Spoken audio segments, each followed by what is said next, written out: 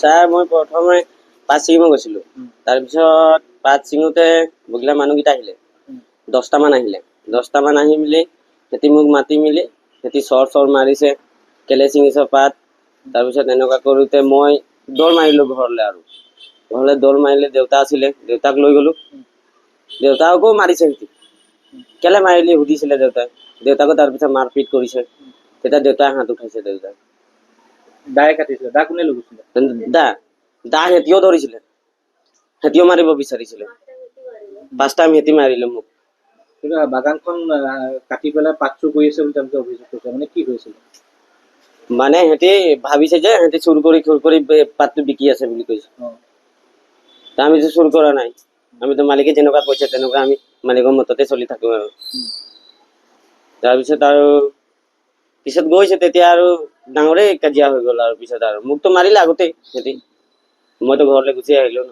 তাৰপিছত এনেকুৱা থাপৰত মাৰি দিছে একদম, মানে চৰ মাৰিছো মই এনেকুৱা চাইডত দিছে আৰু পটককে তুমি নাই পৰা।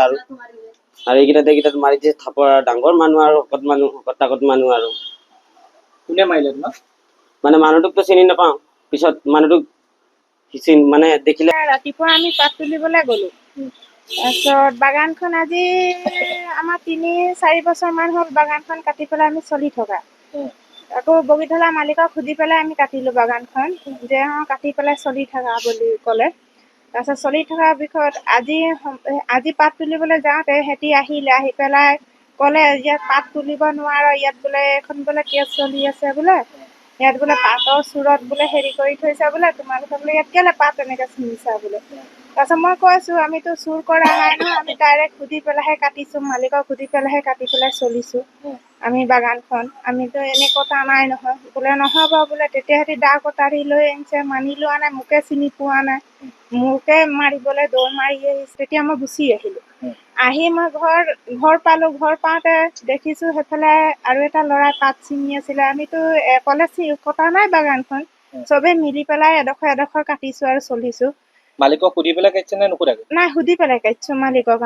মালিকক সুধি পেলাই কাটিলোঁ। তেতিয়া চবেই আমাৰ গিদি বস্তিৰ মানুহখিনিয়ে চবেই আৰু মিলি পেলাই এডোখৰ কাটিছোঁ। আৰু কটাৰ পিছত এতিয়া আজি খাই থকা জেগাত আজি আহি পেলাই সিহঁতি তেনেকৈ কাজিয়াখন কৰিলে। কাজিয়াখন কৰোঁতে আমিতো গুচি আহিলোঁ।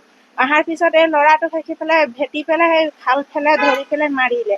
মাৰোঁতে ল'ৰাটোৱে দৌৰি আহিছে আৰু আহি পেলাই কৈছে বোলে, মোক বোলে এনেকৈ তেনেকৈ বোলে মাৰিলে বোলে, আৰু জুলি-চুলিবোৰ কাঢ়ি পেলাই লৈ গ'ল এনেকৈ কৈছে। লৈ যোৱাৰ পিছত আহি ল'ৰাটোৱে বাপেকক ক'লে। বাপেকক কোৱা মতে ল'ৰাটো গৈ পেলাই বাপেকো গ'ল, ল'ৰাটোও গ'ল। আমাৰ গাঁৱৰ যিমানখিনি আমি কাটিছিলোঁ আমিও গ'লোঁ। গৈ পেলাই চাইছোঁ সেইখিনিত। আৰু বাপেকে গৈ বুজাওঁতে আৰু সিহঁতি নুবুজিলে। তেতিয়া বাপেকক মাৰিছিলে। বাপেকক মাৰি মাথাটো ফালি দিলে। তেতিয়া ফালি দিওঁতে বাপেকে কটাৰীখন দি কাটি দিলে।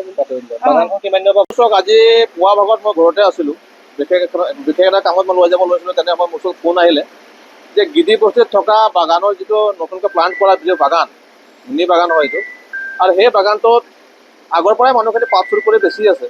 কিন্তু সেই বাগানৰ মানে যিটো পাত চুৰ হয়, সেই পাত চুৰৰ নামটো কিন্তু আমাৰ বাগানত যিবিলাক ল'ৰাবিলাক আছে, আজি মালিকে বগলাৰ মালিকে, তাৰ যি স্বত্বাধিকাৰী, তেখেতে 110টা কেছ দি থৈছে।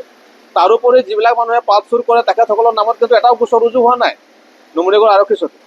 কিন্তু আজি কি হ'ল, সেই গোচৰটোৰ ওপৰত ভিত্তি কৰি আমাৰ ল'ৰাবিলাকে আজি তদন্ত কৰিব গৈছিলে বাগানৰ পাতটো কোনে চুৰ কৰিছে। তেনে অৱস্থাত তাত যিখিনি মানুহ আছে, মালিকে যিখিনি মানুহ তাত নিয়োগ কৰি ৰাখিছে, সেই নিয়োগ কৰা মানুহখিনি কিন্তু একচুৱেলি তেওঁলোকে মানে গিদি বস্তিৰ নহয়, বেলেগ জেগাৰে হয়। তেওঁলোকক তাত ৰাখি পেলাই মানে কাম কৰায়। কেনেকৈ ধৰণে কাম কৰে আমি নাজানো। কিন্তু তেখেতসকলক মানুহৰ লগত এটা মুখামুখি হ'ল। মুখামুখি হোৱাৰ পাছত তাৰ যিজন মালিকৰ যিজন চকীদাৰ, এইটো মনে ওৰাং নে মৰে কিবা বুলি কয়, সেই মানুহজনে মানে আজি আমাৰ 2টা ল'ৰাক দাৰে ঘপিয়াই দিলে। যাৰ মানে ফলত সেই ল'ৰা দুজন আজি বিবেকানন্দ নুমলীগড় টাউনশ্বিপত এতিয়া তেওঁলোকে চিকিৎসাধীন হৈ আছে। গতিকে আমি চৰকাৰক এটা কথা আহ্বান জনাব বিচাৰিছোঁ যে 2017 চনৰ পৰা বন্ধ হৈ থকা বাগানটো আজিলৈকে কোনো ধৰণৰ চৰকাৰে উচিত পদক্ষেপ গ্ৰহণ নকৰাৰ কাৰণে আজি মালিক আৰু স্বত্বাধিকাৰীয়ে বিভিন্ন ধৰণৰ ষড়যন্ত্ৰ কৰি আৰু প্ৰবঞ্চনা কৰি সেই মানুহবিলাকক বস্তুটনি দি পেলাই আমাৰ ল'ৰাখিনিক এটা আঘাতপ্ৰাপ্ত কৰাৰ যি চেষ্টা চলাইছে। গতিকে আমি তীব্ৰভাৱে গৰিহণা দিছোঁ। আৰু আমি অসম চৰকাৰক আৰু মানে গোলাঘাট আৰক্ষী প্ৰশাসনক, আৰক্ষী বিষয়াক আমি আহ্বান জনাইছোঁ যে এই ঘটনাটোৰ ওপৰত উচিত তদন্ত হয়, দোষীক কৰায়ত্ব কৰি উচিত তদন্ত মানে দিবৰ বাবে আমি অনুৰোধ জনাইছোঁ। অন্যথা আমি কিন্তু ৰাইজে আৰু অসম ছাত্ৰ সন্থাই আমি যিখিনি জাতীয় সংগঠন আছো ইয়াৰ ওপৰত মানে গণতান্ত্ৰিক আন্দোলন গঢ়ি তোলাৰ বাধ্য হ'ম। আৰু আমি গম পোৱা মতে আমি আজি গৈ চাইছো একচুৱেলি বেলেগৰ পৰা মানুহ আনি গোটেই বাগান কাটি সি পাত ছিঙাই আছে। আমি তাহাঁতক গৈ পেলাই বাধা দিছো যে মালিকে আমাৰ ওপৰত হাইকোৰ্টত কেছ কৰিছে যে আপোনালোকে বোলে বাগানখন কাটিব নালাগে, বন্ধ কৰক। আপোনালোকে পাত ছিঙি খাই আছে, মালিকে আমাৰ ওপৰত কেছ দিছে। তো মানুহবিলাকে নামানে। আমি তেনেকুৱা কথা পাতি আছো, সি বোলে তহঁতি কোন বোলে ওলাই বোলে ঘাপ মাৰিয়ে দিলে নহয় মোক। কোনে মাৰিছে আপোনাৰ নামটো? মানুহজনৰ নাম